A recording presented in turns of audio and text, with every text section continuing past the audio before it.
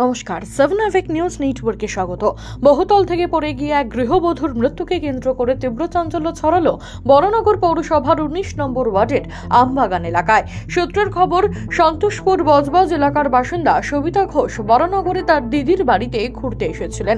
গতকাল রাতে আবাসনের 4 তলা থেকে ভারী কিছু পড়ার শব্দ পেয়ে আবাসিকরা ঘটনাস্থলে ছুটে এসে দেখতে পান পড়ে রয়েছেন আবাসনে এক বাসিন্দার বাড়িতে ঘুরতে আসা অতিথি সবিতা ঘোষ। ঘটনা প্রসঙ্গে কি জানাচ্ছেন প্রত্যক্ষদর্শী স্বপন হালদার, চলুন শুনবো। আপনারা তখন কোথায় ছিলেন? এখানেই ছিলেন? আমরা এখানে দাঁড়িয়ে ছিলাম। ছাদ থেকে আওয়াজ পেলাম, ওই করে চেল্লাচ্ছে, তখন দেখি ওপর থেকে একজন মানুষ পড়ছে পুরো আপনার চোখের সামনে? চোখের সামনে। আচ্ছা, তারপর নিচে পড়লো, পড়ে দেখলাম যে মাথা দিয়ে, তারপরে আমার গুরুতর আহত অবস্থায় তাকে উদ্ধার করে প্রথমে বরানগর হাসপাতাল ও পরে আশঙ্কাজনক অবস্থায় আরজিকর হাসপাতালে নিয়ে যাওয়ার পথে মৃত্যু হয় মহিলার। শুনবো স্থানীয় বাসিন্দা বাবু প্রামাণিকের বক্তব্য। কটা বাজবে? 6:30 থেকে 6:45 হবে এরকম টাইম।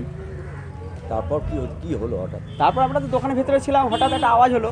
আমাদের একটা বেড়াল এই মাঝে মাঝে কানিস থেকে লাফায় নিচে। আমরা ভাবলাম বেড়াল, কিন্তু কালকে যেহেতু আওয়াজটা অনেক বেশি ছিল তার জন্য মনে হলো যে ডবল বিড়াল লাফিয়েছে, এরকম আমরা ভেবেই দোকানের ভেতরে ছিলাম। তারপরে 1 মিনিট পরে বুঝতে পারলাম যে ছাদ থেকে একজন পড়ে গেছে।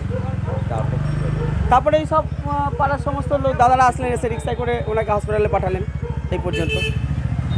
আপনি এই আবাসনের নিচেই দোকান? হ্যাঁ, আবার আবাসনের নিচে। মহিলা দিদি ও তার পরিবারের লোকজনদের জিজ্ঞাসাবাদ করছে বরানগর থানার পুলিশ। ঘটনাকে কেন্দ্র করে ব্যাপক চাঞ্চল্য ছড়িয়েছে গোটা এলাকায়। কিভাবে মৃত্যু হলো ওই গৃহবধূর তার তদন্ত করে দেখছে পুলিশ।